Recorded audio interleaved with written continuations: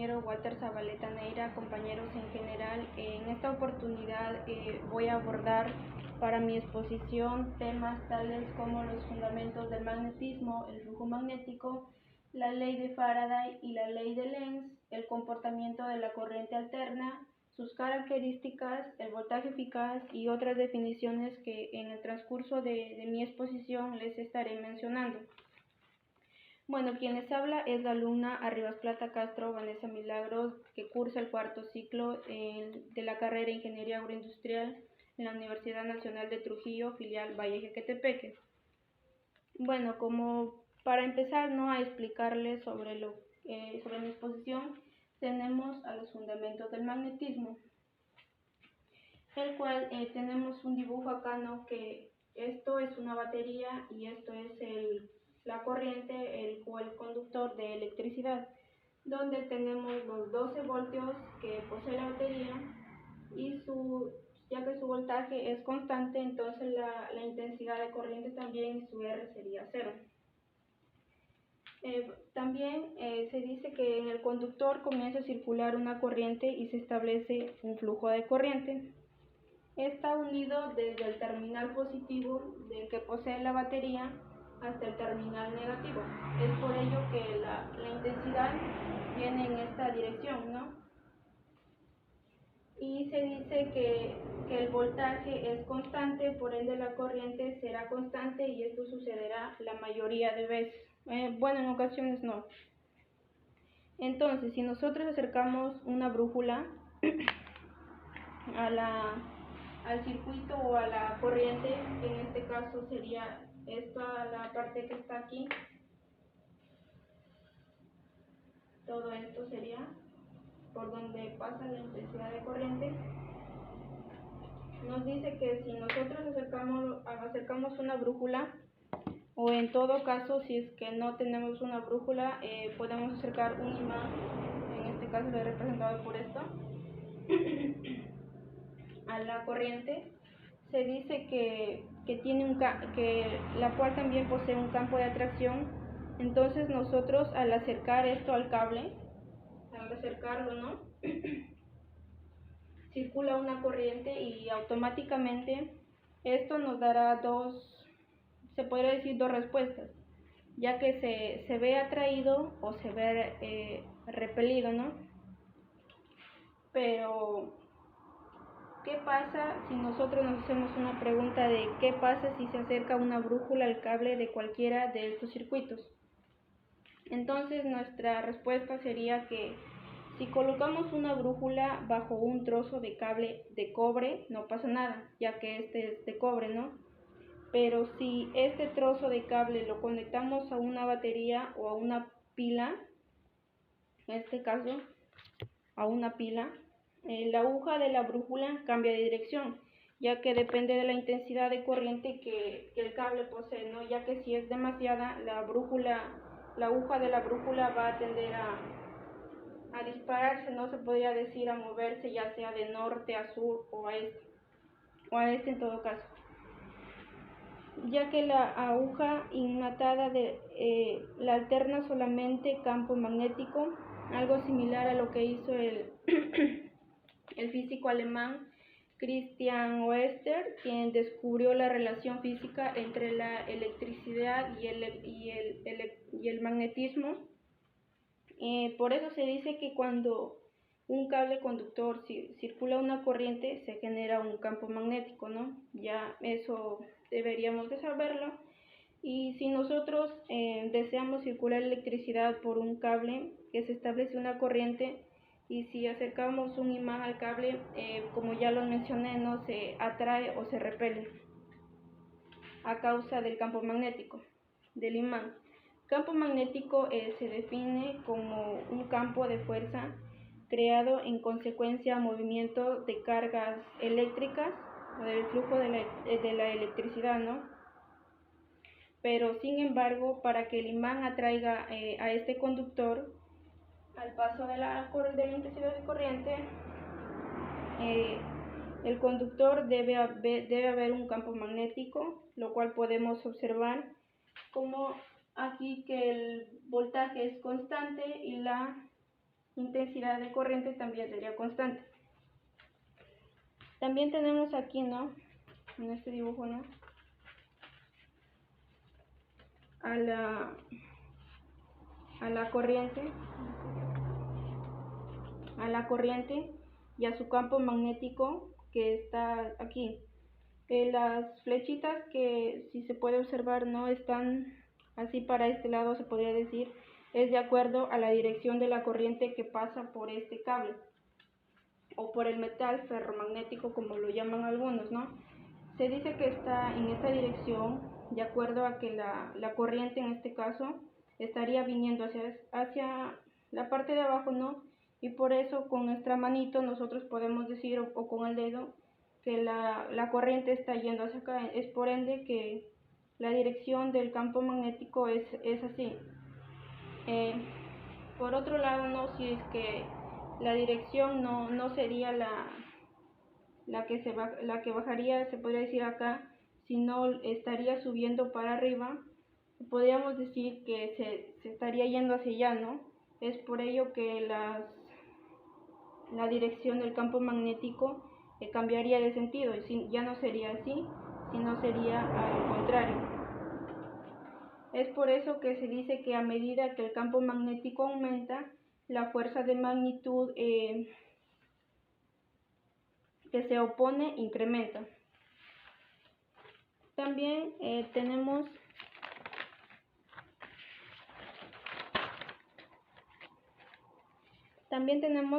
como segundo punto, ¿no?, al flujo magnético, el cual, como podemos observar aquí,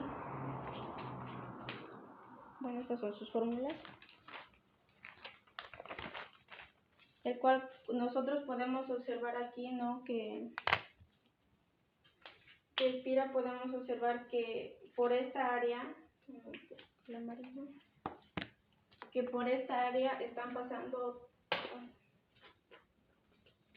están pasando tres líneas de campo.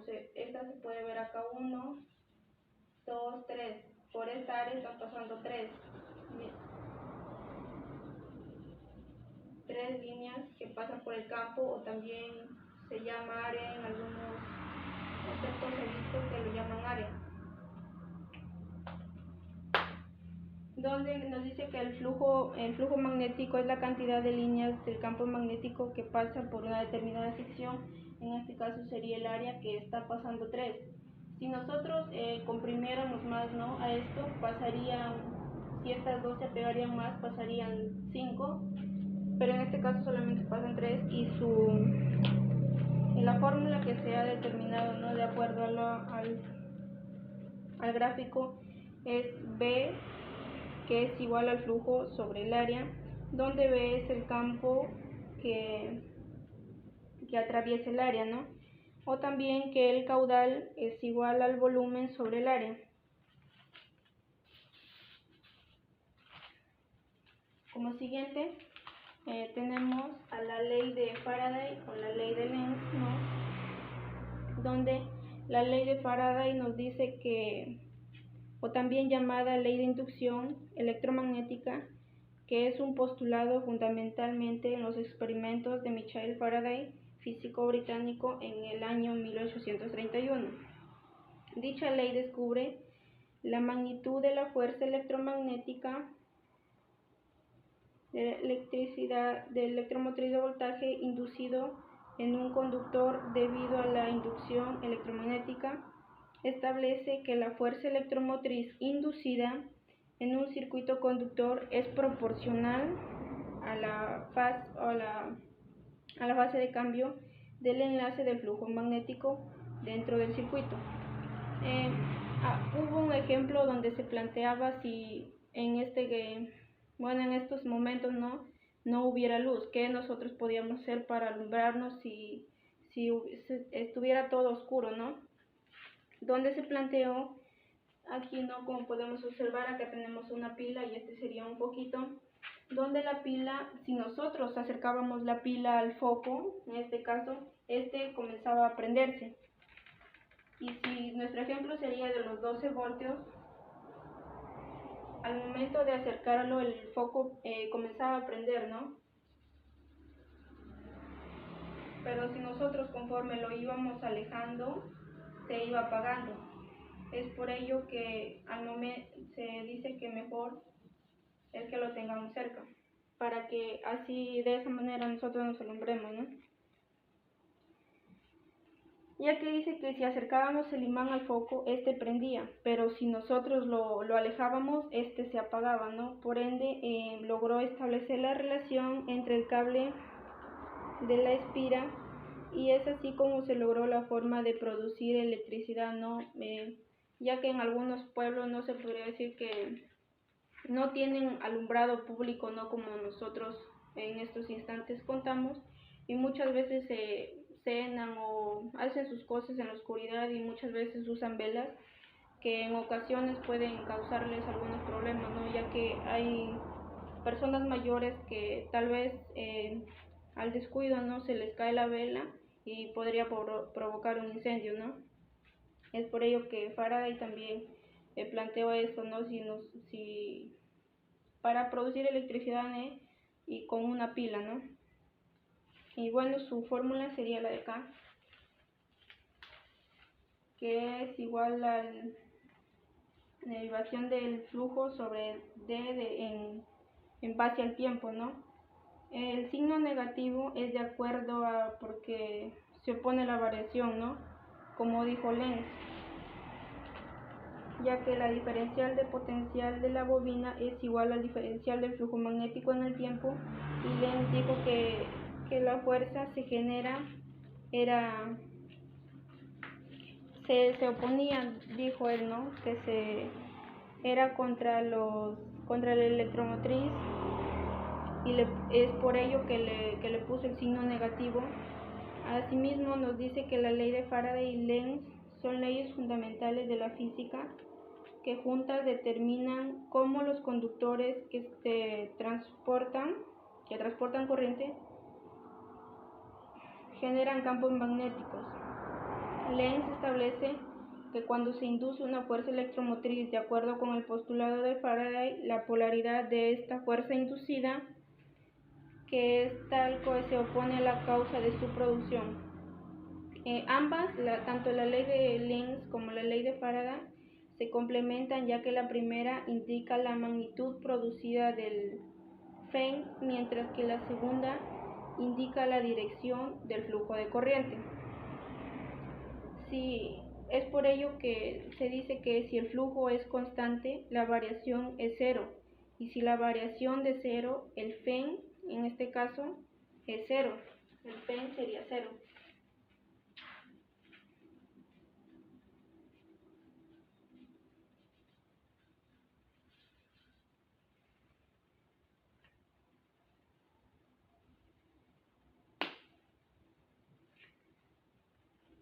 Y bueno, no se podría concluir que el flujo sin moverlo es cero, que el flujo está representado por lo de acá.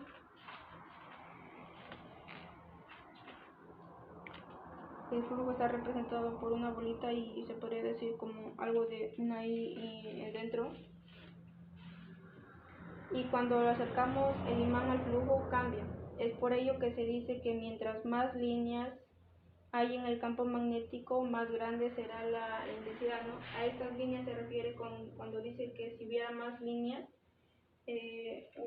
más grande sería la densidad, ¿no? En este caso, si hubiera más, por ende la densidad se agrandaría, ¿no? Y bueno, en conclusión, si se nos pide generar corriente eléctrica, nosotros debemos conocer sobre el principio de Faraday y el principio de Lenz, el cual nos será útil para llevar a cabo y concretar lo que se nos pide. Y en este caso sería la de el alumbrado, ¿no? Como les comenté, cuando anteriormente no existía la electricidad, se podría haber utilizado las pilas o con algunas bombillas, ¿no?, para lograr alumbrar. Ahora tenemos al núcleo de hierro, también lo podemos representar por acá.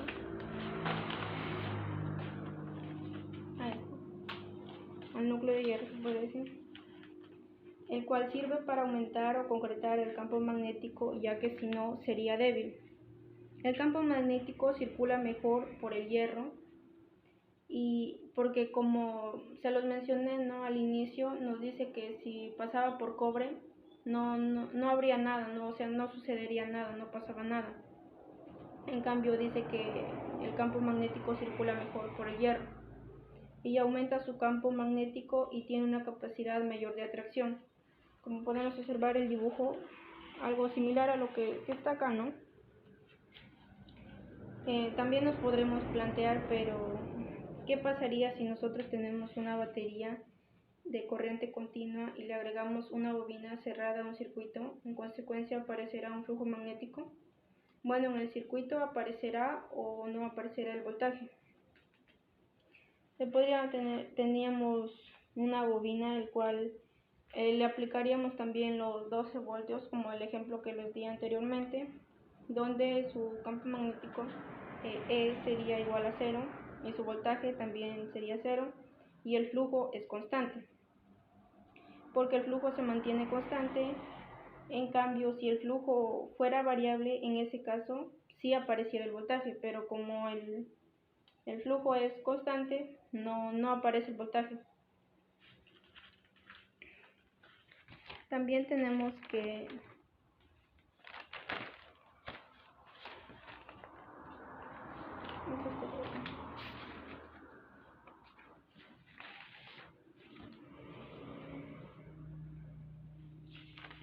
tendríamos que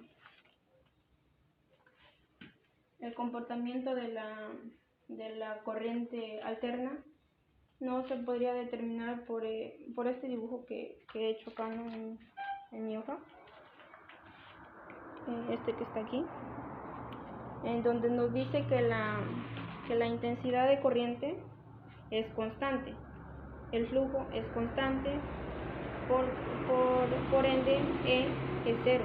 La densidad del flujo magnético o campo B es igual al flujo sobre el área, como ya se los mencioné, donde la fórmula es la negación de la derivada del flujo sobre la derivada del tiempo. También podríamos aplicar que, bueno, no, que ahorita está un voltaje de 220 voltios, que es una corriente alterna, donde la I, o sea, la intensidad de corriente, es variable y el flujo también es variable, donde los 200 voltios se subirían a 1000 voltios. Ello se logra incrementando el número de espiras o reduciendo el número de espiras para que cambie de 220 voltios a 1000 voltios.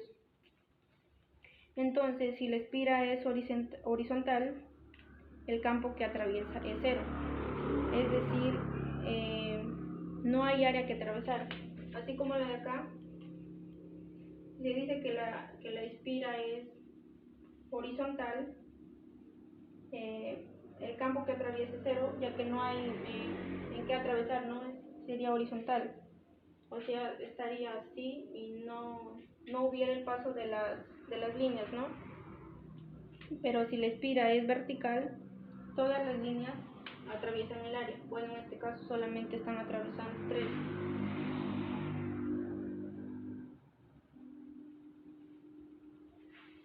También tenemos que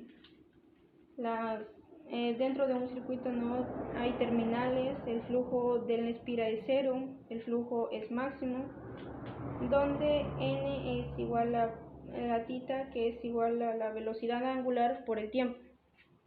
Cabe mencionar que mientras más espigas tengamos, vamos a obtener más potencial, es decir, más fuerza electromotriz inducida.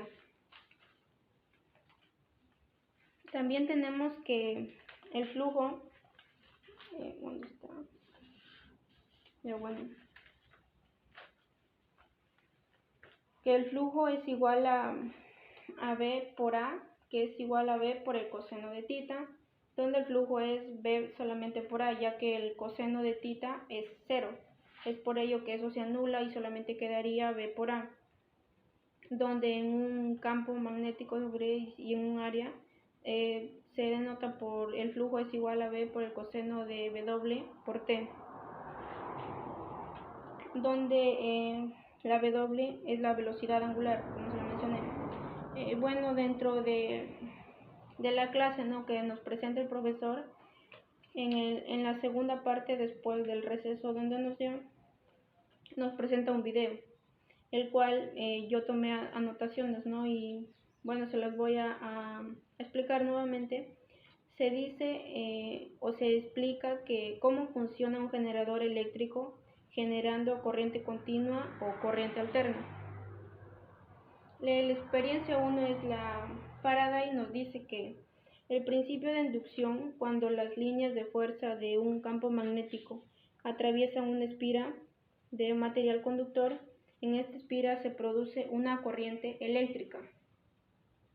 Él disponía de una bobina, o también, como él lo llama, solenoide, que es el conjunto de espiras aplicadas en un ejemplo que se muestra donde tiene 2000 espiras. Estas se conectan dos cables, luego al galvanómetro, que este es el dispositivo que permite detectar la corriente eléctrica, ya que ¿cómo se llama? Bueno, me olvidé su nombre, de este que utilizamos en el laboratorio de mecánica, para medir el voltaje. Ese no se utiliza, ya que es solamente mide voltaje. En cambio, el de acá, el galvanómetro, permite detectar la corriente eléctrica. Es entonces que Faraday observó que cuando introducimos la pila al solenoide, la aguja comienza a moverse. Es tipo igual a lo que explicamos sobre la brújula, ¿no? Cuando lo acercábamos aquí a la corriente. Es entonces que Faraday observó que cuando introducimos la pila al solenoide, la aguja comienza a moverse, concluyendo que cuando introducimos un imán, como ya se los dije, tenemos la corriente eléctrica y en un sentido, y cuando la extraemos, la tenemos en un sentido opuesto. A esto se le llama corriente alterna, que por definición la corriente alterna es aquella que en un periodo determinado circula en un sentido y en un periodo siguiente circula en un sentido contrario. Algo como acá, ¿no?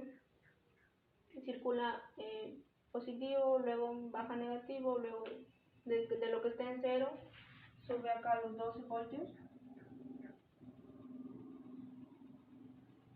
Se podría decir que este es el punto óptimo o el punto máximo. También que la corriente alterna varía de dirección, y la corriente continua solamente un solo sentido, como se los mencioné. Donde sabemos que el campo magnético está denotado por el signo negativo de la derivada del flujo sobre la derivada del tiempo. ¿Dónde nos quedaría esto? Donde B por A por el coseno de W por T es igual a B por A por W por el seno de W por T, donde es igual a B por A por W por el seno de W por T. Y nos queda N por A por B por W por el seno de W por T, donde nos va a quedar que B por A por N por W por el seno de W por T, donde la velocidad, diré el voltaje, en función del tiempo, es igual a B por A por N por W por el seno de W por T, donde es la fuente electromotriz. El voltaje en función del tiempo, bueno, ya se los dije. B es la densidad del flujo magnético. A es el área de la espira. W es la velocidad angular. N es el número de espiras. Y bueno, también que se podría decir una pequeña, ¿cómo se diría? Una pequeña ecuación que es D, que equivale a voltaje por el tiempo, y tita es a W por T. Bueno, continuando con la exposición.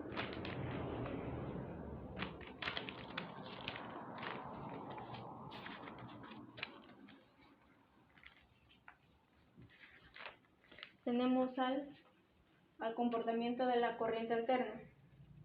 Sabemos que es alterna por el por el símbolo o signo se podría decir que tiene como onda, ¿no? Esto de acá.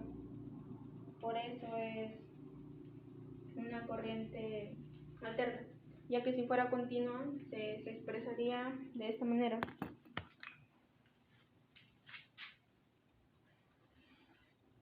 Se puede expresar como puntitos o como... ¿Se la Marina, papá? Bueno, continuando,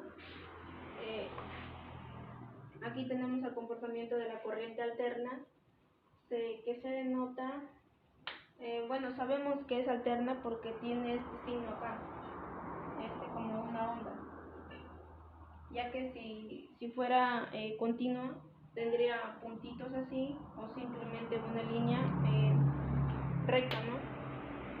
Donde su corriente o su corriente eléctrica aquí sí, ya que se va desde el terminal positivo hasta el terminal negativo. Y al momento de que llega, comienza con los 12 voltios, ¿no? Y termina en 0. Y al momento, acá para prender se podría decir el foco, tiene que subir desde el positivo hasta el negativo. Acá también tenemos una línea o un eje donde se están mostrando las ondas, ¿no? Donde se dice que una onda es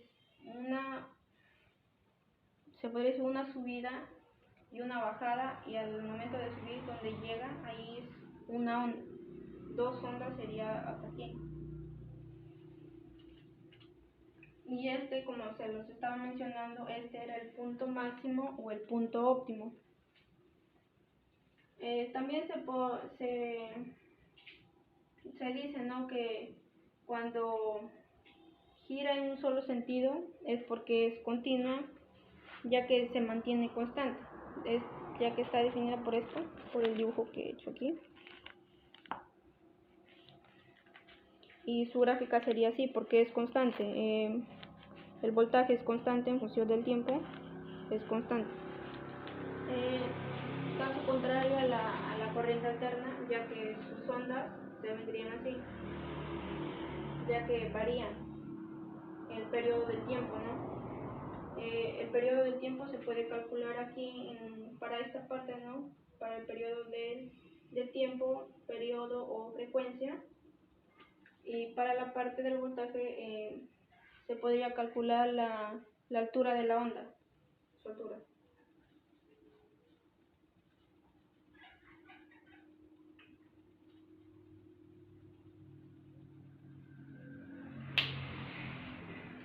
También nosotros, bueno, esto es un ciclo, como se los dije,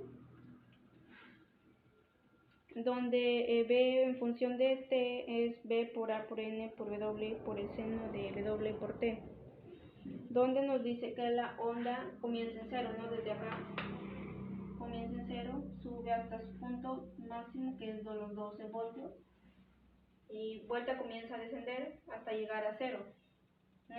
Cuando pasa por este punto de acá, es 0, luego atraviesa, vuelta, llega a sería menos 12 voltios, pero es igual sigue trabajando, ya sea, no importa su signo, y sube, vuelta hasta 0, y así sucesivamente. Es por ello que se llama alterna, porque por un lado está hacia arriba y por la otra está hacia abajo. Cuando este es ebrio, obviamente no habrá luz, pero si el foco prenderá hasta llegar el foco debe prender, no, hasta su punto máximo, que en este caso son los 12 voltios. También tenemos las características de la corriente alterna, el cual esta onda, se podría decir esta onda de acá, se define como rápida, porque se podría decir junta, tiene un periodo junto, se podría decir que es rápido. Y esta que vemos que está un poco más separada, su ciclo es lenta. Es por ello que se concluye que si su ciclo o el periodo es más junto, esta sería rápida, pero si en este caso sería más más separado, o sea, más, ¿cómo se podría decir? Más lejos, o podría algo así, como la que está representada acá, o como la que tengo aquí, como esta.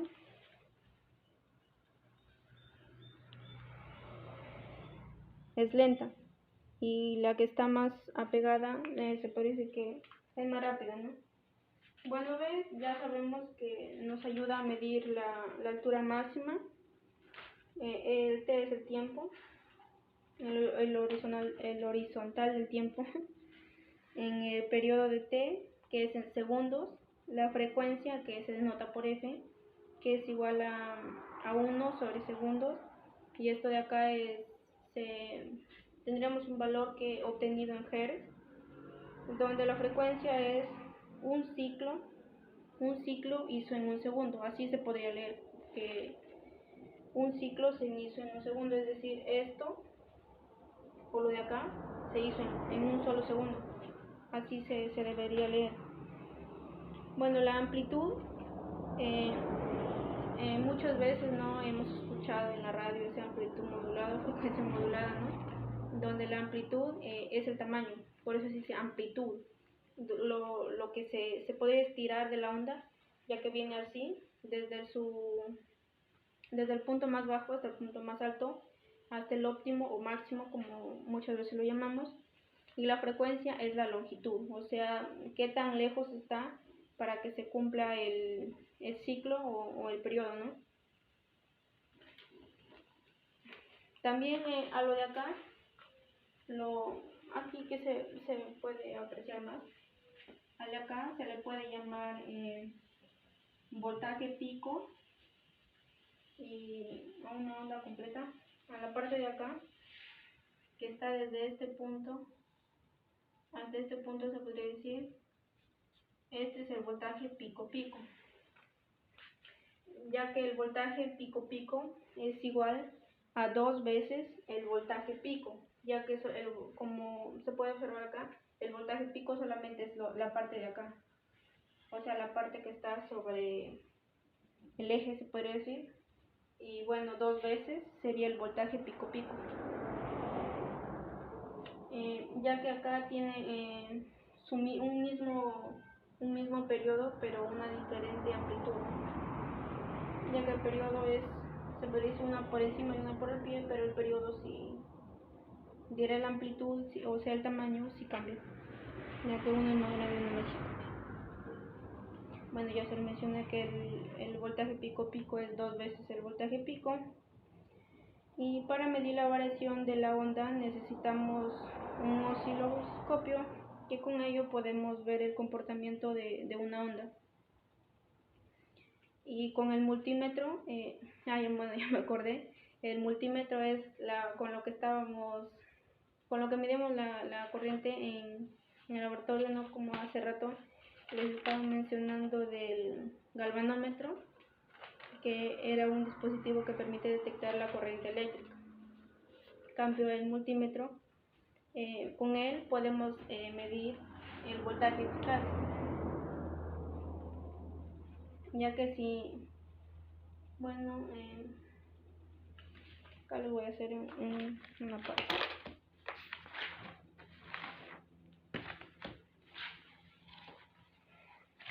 Ahora vamos a definir qué es el voltaje eficaz. Acá estoy haciendo más o menos para que se me entienda cómo se halla o por qué se caracteriza esto.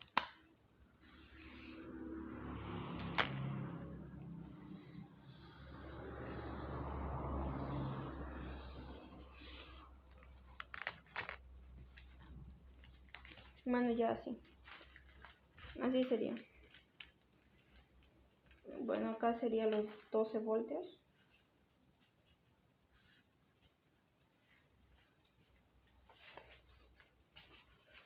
Todo esto sería un periodo, desde acá hasta el punto acá. Acá baja a 0 y vuelve a subir. Se dice que si nosotros rellenamos los espacios, es decir, la parte de acá, la parte de cuando ya completamos todas las ondas,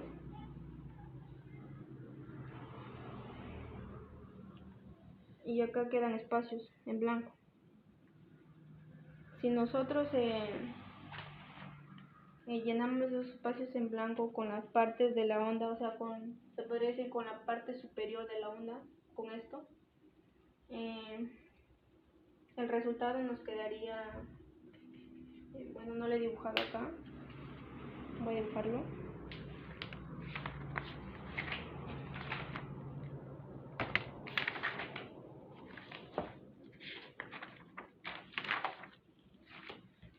El resultado nos quedaría de esta manera.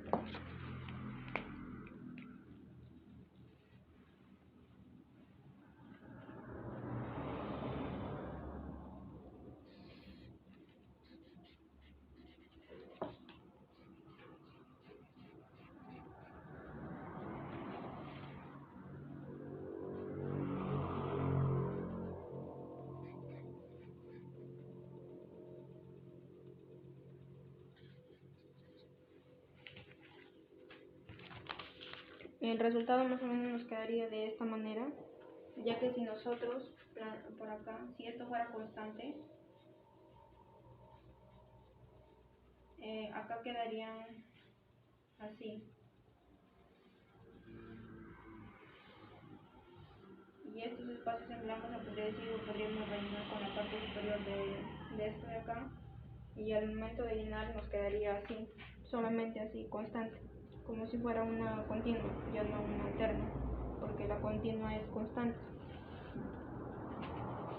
Nos quedaría de esta manera el voltaje eficaz, ya que el voltaje eficaz se dice, ¿no?, que es el valor de voltaje de una onda senoidal que nos permite comparar el trabajo que hace una onda senoidal con el trabajo que haría en un mismo sistema de corriente continua con el mismo valor de voltaje. Entonces toda nuestra onda alterna se transforma en un valor que es el voltaje eficaz,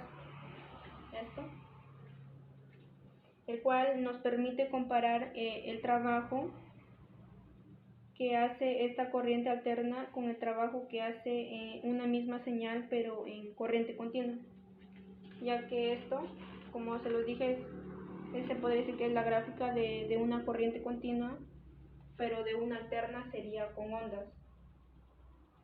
Pero si nosotros queremos medir el voltaje eficaz, tenemos que como rellenar esas partes para que nos quede constante todo como una continua.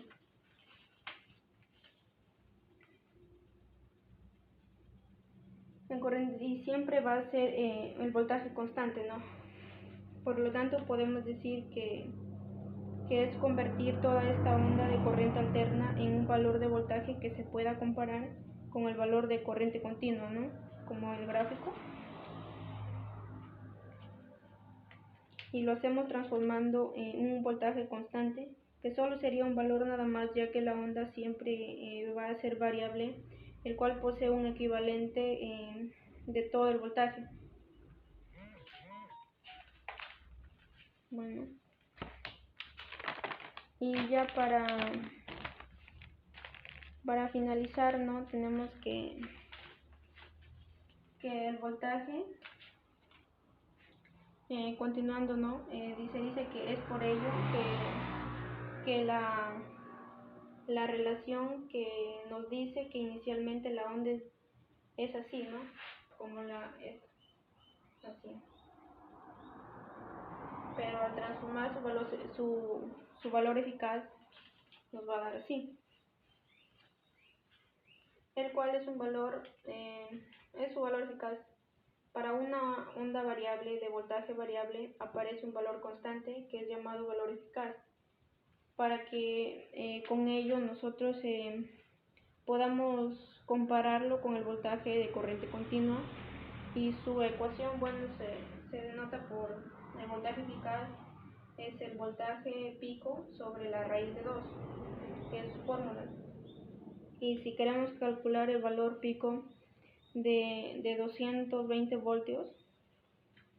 Bueno, acá como lo podemos observar, podríamos decir que el voltaje eficaz es igual a los 220 voltios. El voltaje pico es el que nos pide, y de acuerdo a su fórmula solamente vamos a despejar, y nos quedaría que el voltaje pico es igual al voltaje eficaz por la raíz de 2, y reemplazando los valores nos quedaría que 220 voltios por la raíz de 2. Bueno, vamos a necesitar una calculadora.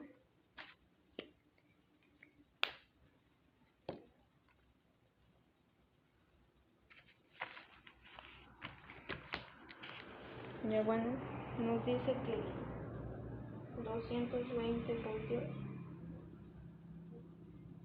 por la raíz de 2 nos da un resultado de 311.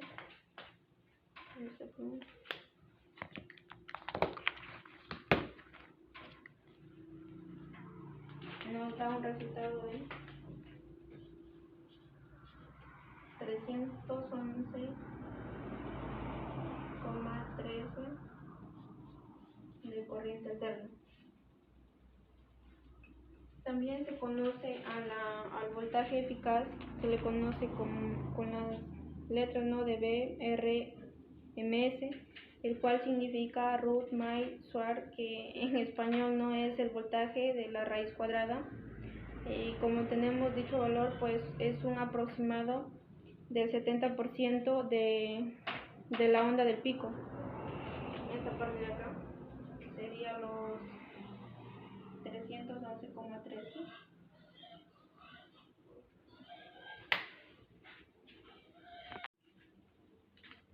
Bueno, este sería los 311,13,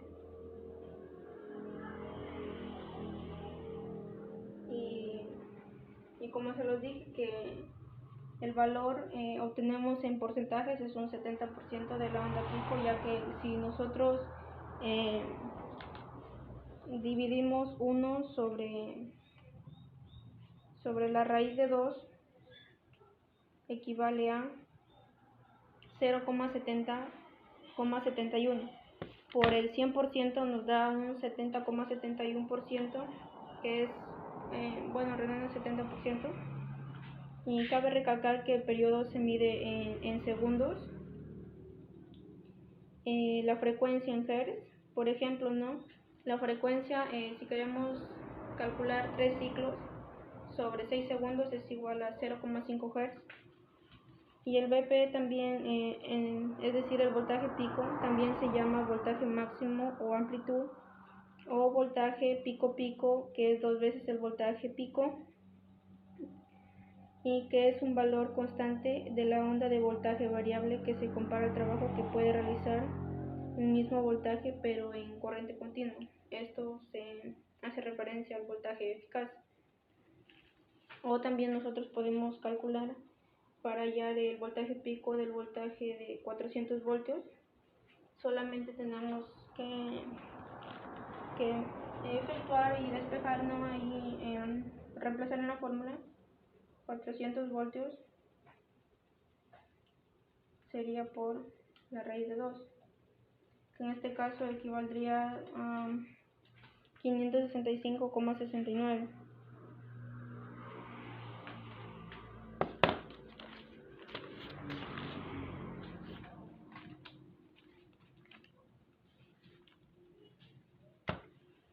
Bueno, y eso sería todo.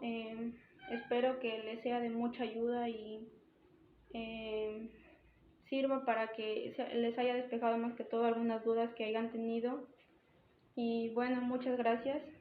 Pero antes de culminar mi exposición, les quería dar una frase, ¿no?, para que se motiven, ya que nos dice que hay una fuerza más poderosa que el vapor, la electricidad y la energía atómica, que es la voluntad. Entonces, si nosotros creemos, nosotros podemos. Muchas gracias.